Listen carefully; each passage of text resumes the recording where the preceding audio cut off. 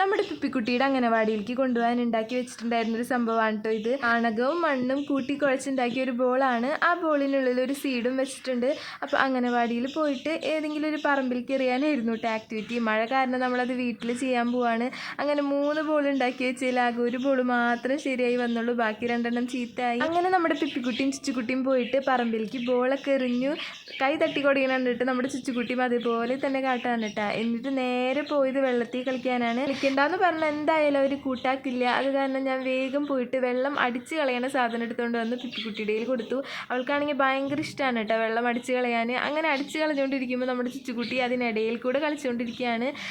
അപ്പോൾ പിപ്പിക്കുട്ടി വേഗം പോയിട്ട് ഒരു ഈർക്കിൽ എടുത്തുകൊണ്ട് വന്നിട്ട് അവളെ തല്ലി ഓടിക്കാനുള്ള ശ്രമത്തിലാണ്. കണ്ട് നമ്മുടെ ചുച്ചുക്കുട്ടിയാണെങ്കിൽ പകരം വീട്ടാൻ വേണ്ടിയിട്ട് അടുത്ത ഈർക്കിൽ പോയി എടുക്കാൻ പോയിട്ടുണ്ട്. 2 പേരും കൂടി തല്ലാവെന്ന് വിചാരിച്ചെങ്കിലും നമ്മുടെ ചുച്ചുക്കുട്ടി തല്ല് കിട്ടിയിട്ട് നിൽക്കണ നിപ്പ് കണ്ടോ ഗൈസ്.